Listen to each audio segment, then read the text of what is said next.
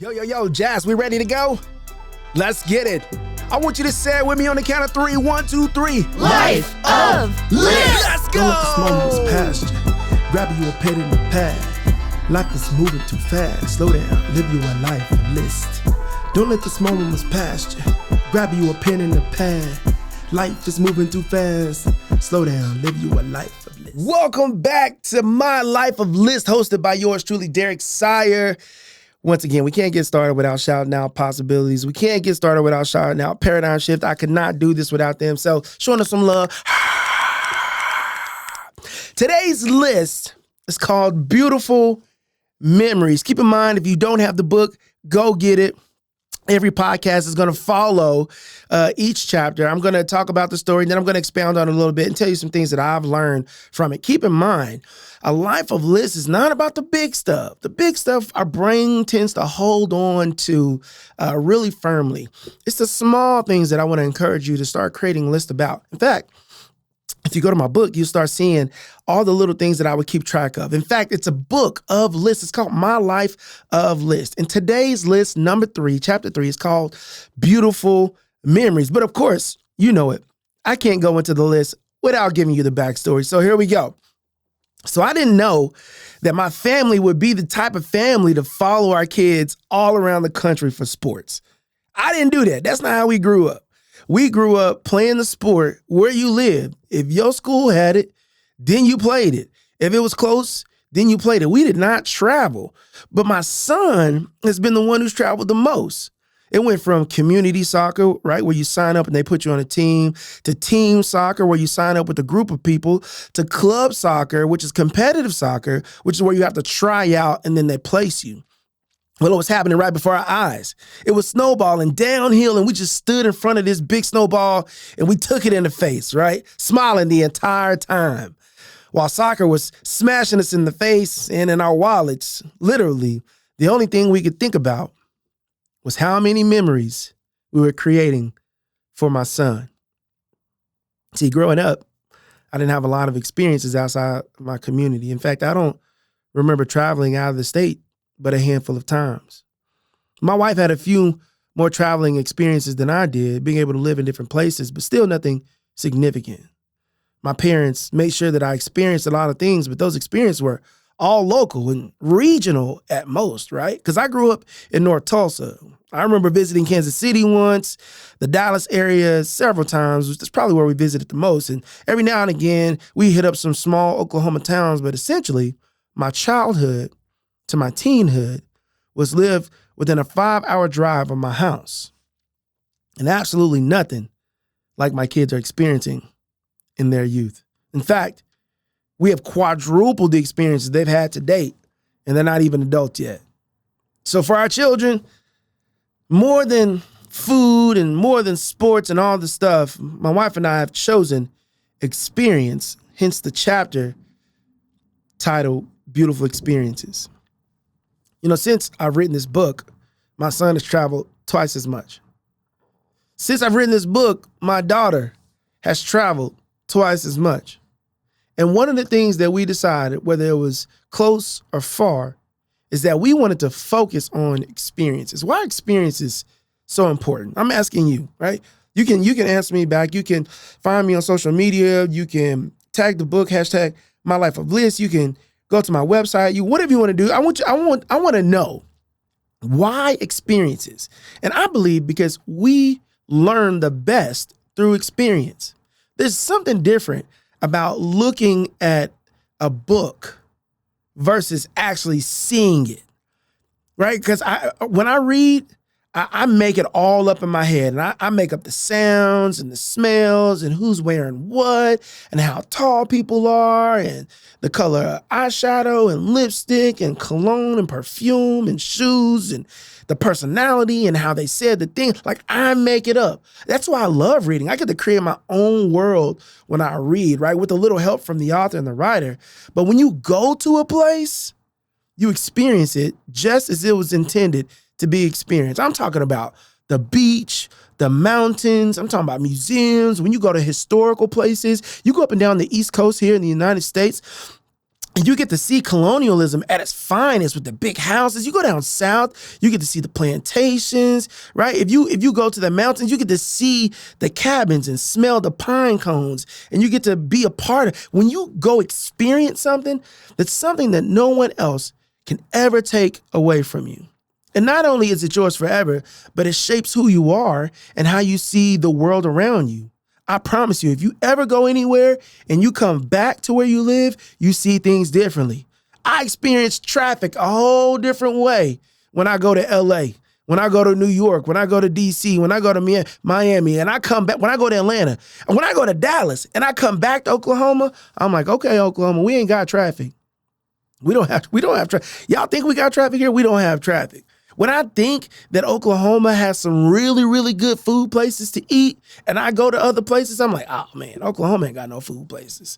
When I go to different cities and I experience different people, right, I absolutely love the experience, not only of experiencing them, but them experiencing me and how our lives are shaped and different because of it. So what does that do for my children? What does that do for you? What does it do for your children? What does it do for your family and your marriage? What does it do for your academic and educational experiences? What does it do for you as a professional to go out and experience things firsthand and for yourself? I'm going to tell you what it does. It stretches you. First thing it does, it stretches you. Why does it stretch you? Because sometimes we hear things, but we don't see it. Right? Sometimes we hear about a group of people, but we never hear or experience it firsthand on our own, right? So it stretches us. It challenges us. It challenges our faith. It challenges our perception of different races and cultures and genders and sexual orientations. Like it challenges, when we get to go to different places, it stretches what we believe. Second thing it does is it exposes us, right? Right? Expose probably should have been number one, but 1 and 2 exposes us and then it stretches us. And then the third thing I think it does is it forces us to either stay the same or adapt and change. Number one, it exposes us to some different people. Simply by going and seeing and tasting and experiencing and smelling and touching, it exposes us to some new things. The second thing that it does is it stretches our beliefs. It makes us stand face to face, nose to nose with some things that we probably said that were either not true or they were even more true than we thought. America's melting pot. I heard it. Like I knew the concept of a bunch of different people being in the same space. But when you go to New York, the Big Apple, the city that never sleeps, when you go to DC and you see all the different type of people and they're walking by each other, they're not fighting, they're not arguing, they all trying to go to work, they're all trying to provide for their families, they're all trying to make money, they're all trying to build relationships and have fun, and they're on this human experience. When you go out and see that, it's absolutely wonderful, and it stretches our concepts of people and culture, and can we coexist and can we get along? It stretches our concept of what a dollar does. It stretches our concept of being apart across from social and political and party lines. Like it stretches us. When you see somebody that doesn't look like you or doesn't vote like you or doesn't sound like you or come from where you come from, and you both are striving to do the same thing. It exposes us, it stretches us, and then it forces us to make decisions. Now that I've seen it, now that I've smelled it, touched it, tasted it, am I going to stay the same? Am I going to be stubborn and arrogant and not let people rub off on me? Am I not going to believe what my eyes see and what my ears have heard? Am I going to be so, what they say, it's fixed mindset. Am I going to be so fixed that I don't let the lives of others and the energy of other people change and impact me? Well, I can't answer for you, but I know for me, I've created some beautiful memories by chasing my kids around the country, by following them around the country, and by following my heart into certain places. I'll give you a story. I was over in Turkey and Bulgaria. I spent some time over there. Beautiful people, had a wonderful time. Well, when I come back, the next year, I'm celebrating Ramadan with some of my mentees. And I'm sitting at this iftar, we're breaking fast, and we're introducing ourselves. And there was a lady there who didn't speak any English, but she was the aunt of somebody sitting at the table, and she was from Turkey. And so we're going around the table. People are introducing themselves. What's your name? Where are you from? What do you do? And then tell us something interesting about yourself. How you doing? My name is Derek Sire. I'm a professional speaker and trainer, mentor. I'm here in Oklahoma City, and something cool that I think the table would like to know is I just came back from Turkey.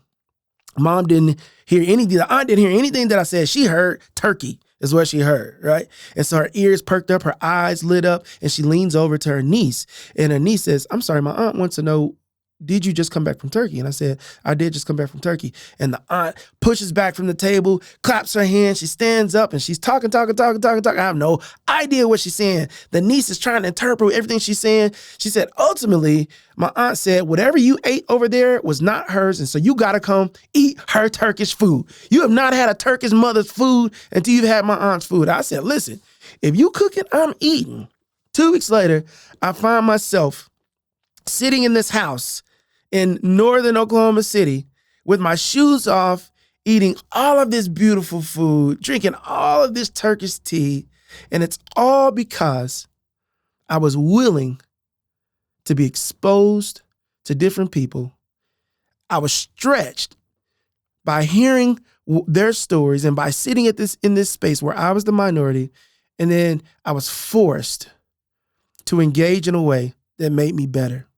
I still talk to those people to this day. I still follow them on social media, and that was about 3 or 4 years ago. I've gotten so many beautiful experiences by simply stepping outside of my comfort zone, by attaching myself intentionally and organically to spaces and people so that I can learn new things. And I cannot tell you the life that my kids are going to live because I'm going to make sure that they do the same thing. You all, I want to make sure if you're listening to this and we're talking about living a life of lists, I want you to add to your list to get around people that don't look like you. Get around people who don't speak like you. Get around people who don't believe like you. Go to a different side of town. Go to a different city. Go to a different state. Go to a different country. Eat different foods. And I promise you, if you open yourself up to be exposed, and if you absorb those things and allow it to stretch you, you won't have to be forced to change. You will gladly do it. And along the way, I promise you, just like my kids, just like my family, and all the millions of other people that have chosen to engage in other thoughts of beliefs and foods and cultures and communities, I promise you, if you do it, along the way, you're going to create some beautiful memories.